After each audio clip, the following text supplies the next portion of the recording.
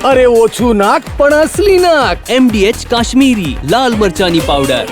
MDH અંતરિયાળ વિસ્તારમાં ક્યારે મળશે યોગ્ય આરોગ્યની સુવિધા, તે સૌથી મોટો સવાલ છે।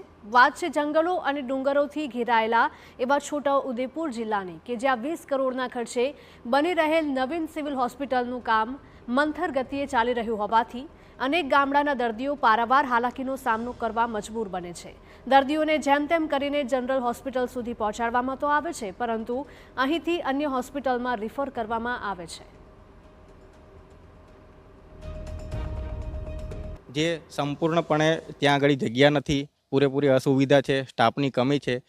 જેથી કરીને ભૂપેન્દ્રભાઈ પટેલે 2023ની અંદર અહીંયા આ સિવિલ હોસ્પિટલ બનાવવાની શરૂઆત કરી હતી। 2024માં સંપૂર્ણ કામ આનું પતી જવાનું હતું, છતાં પણ ધીરી ગતિએ કામ ચાલે છે। તો અમારી સંપૂર્ણપણે માંગ છે કે આદિવાસી જિલ્લાની અંદર આ સિવિલ હોસ્પિટલની વહેલામાં વહેલી શરૂઆત થાય, જેથી કરીને લોકોને વડોદરા છે કે બોડેલી છે કે એવા હોસ્પિટલોમાં જવાની જરૂર ના પડે। જનરલ હોસ્પિટલ મહત્વનું છે કે હોસ્પિટલની નવી બિલ્ડિંગનું બાંધકામ નિર્ધારિત સમય મર્યાદાથી 1 વર્ષથી વધુ સમય વીતી ગયો છે।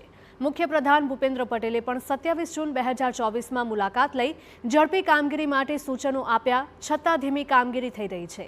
બાંધકામનું સંચાલન પ્રોજેક્ટ ઇમ્પ્લિમેન્ટેશન યુનિટ દ્વારા કરવામાં આવે છે, જેનું વડોદરાથી વહીવટ કરવામાં આવે છે। તો કામગીરી સામે હવે પ્રશ્નો ઊભા થયા છે। જનરલ હોસ્પિટલ બની રહ્યું છે, આજનો બહુ ટાઈમ થઈ ગયો, ટાઈમ બી પૂરો થઈ ગયો હોસ્પિટલ બનવાનો, પણ અત્યાર સુધી બની ન રહ્યો। એટલા માટે અમારી એવી માંગ છે કે વહેલા તકે બને અને સ્ટાફ મુકાય, એવી અમારી માંગ છે। જે હોસ્પિટલ છે અત્યારે ચાલુ, ત્યાં પ્રાથમિક સુવિધાઓનો ખૂબ જ અભાવ છે। એના કારણે બહુ રજૂઆતો કરવા પછી સરકારે અહીંયા બીજું નવીન હોસ્પિટલનું કામ ચાલુ કરાયું, બરાબર। પણ એ કામ પણ લગભગ 1 વર્ષ થવા આવ્યું, છતાં પણ પૂર્ણ થયું નથી અને હોસ્પિટલ ચાલુ થઈ નથી। તો અમારી માંગ એટલી છે કે વહેલી તકે આ કામ પર ધ્યાન આપે અને વહેલી તકે પૂર્ણ કરે અને હોસ્પિટલ વહેલી તકે ચાલુ કરે। કામગીરીને કારણે હોસ્પિટલનો એક ભાગ તોડી પડાયો છે, જેના કારણે પશુઓ પણ આ હોસ્પિટલમાં ઘૂસી જતા હોય છે। હોસ્પિટલ પ્રશાસનનું કહેવું છે કે દિવાલ તોડવાને કારણે પશુ ઘૂસવાની ફરિયાદ છે, તો કામગીરીના એન્જિનિયરે વહેલી તકે કામગીરી પૂર્ણ કરવાનો દાવો કર્યો। નવું બિલ્ડિંગનું કન્સ્ટ્રક્શનનું કામ ચાલુ હોવાથી એ ગેટ બી તોડી નાખેલ છે, ત્યાંથી બી રખડતા ઢોર એન્ટર થઈ જાય છે અને આ સિક્યુરિટી ગાર્ડની સમસ્યા ઘણા ટાઈમથી પરસિસ્ટન્ટ છે। એના માટે મેં અમે વારંવાર રજૂઆત કરેલ છે ગવર્મેન્ટ ઓફ ગુજરાતમાં કે અમને આનો નિકેલ લાવવામાં આવે, જેનાથી પેશન્ટને બી કોઈ હાનિ ના થાય અને હોસ્પિટલનું વાતાવરણ બી સરખું રહે, કે ઇન્ફેક્શન ને એ બધું કંટ્રોલમાં રહે। જનરલ હોસ્પિટલનું કામગીરી ચાલુ છે, જે અંતિમ તબક્કામાં છે, વહેલી તકે પૂરું કરી દઈશું હતું કામ। હા, એ તમારે વહેલી તકે બને એટલું પૂરું કરી દઈશું 3-4 મહિનામાં, કેમ કે અત્યારે ફિનિશિંગ વર્ક જ છે, બહુ કોઈ મેજર વર્ક બાકી નથી। લેટ થવાનું બહુ મેજર કારણ ના, પણ આજે લેબર જે વર્ક અમારો હોય એમને બી હવે લગ્નની સિઝન આવી તો લગ્ન કે અમારે એમ કહીને જતા હોય ઘરે, કે કોઈ બીજું કે કારણ એના લીધે છે ને લેટ થાય।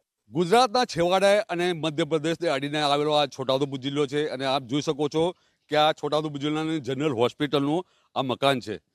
અહીં આમ જોવા જઈએ તો સ્ટાફનો અભાવ છે, ડૉક્ટરોનો અભાવ છે અને પૂરતી જે સુવિધા અહીં આગળ બનવી જોઈએ તે નથી બની। તેને લઈને આજે વિસ્તારના લોકોએ ખાસ માંગ કરી હતી કે અહીં આગળ મોટા હોસ્પિટલની જરૂરિયાત છે।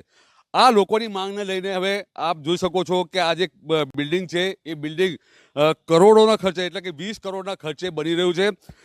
1 વર્ષથી વધુનો સમય થઈ ગયો છે, જેની બનાવવાની સમય મર્યાદા હાલ તો પૂરી થઈ ગઈ છે, છતાં મંદ ગતિએ, ધીમી ગતિએ આજે મકાનનું કામ ચાલુ થઈ રહ્યું છે। છોટાઉદેપુર જિલ્લાનો આ જે વિસ્તાર છે એ ખાસ કરીને જંગલ અને ડુંગર વિસ્તારોથી ઘેરાયેલો છે, જેને લઈને જે દર્દીઓ છે એ દર્દીઓને અહીં આવવાની મુશ્કેલી પડતી હોય છે।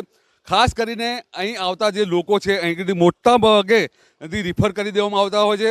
જે વાત કરવામાં આવે તો આ જે માર્ગ છે, વડોદરા જવાનો જે માર્ગ છે, તે માર્ગ પર જે બ્રિજ તૂટી ગયો છે, તેને લઈને લોકોને હાલાકીનો સામનો કરવો પડી રહ્યો છે। પહેલાં તો 100 કિલોમીટરના અંતરે વડોદરા આવ્યું છે, ત્યાં આગળ મજબૂરીથી લોકો જઈ રહ્યા હતા, પરંતુ હવે જ્યારે બ્રિજ તૂટી ગયો છે, 150 કિલોમીટરનો ચક્રાવો આ ગામના લોકોને, આ વિસ્તારના લોકોને લગાવવો પડી રહ્યો છે। જેને લઈને જો સરકાર કરોડોનો ખર્ચો કરે અને લોકોના જે આરોગ્યની ચિંતા કરી રહી છે, જેને લઈને લોકો હવે માંગ એ કરી રહ્યા છે કે જલ્દીથી જલ્દી આ જે મકાન છે એને ત્વરિત બનાવવામાં આવે। મકબૂલ મંસૂરી TV9 છોટા ઉદેપુર. હવે છોલા હોય કે ચોળા, સફેદ ચણા હોય કે કાળા ચણા, બધું મજેદાર બનશે.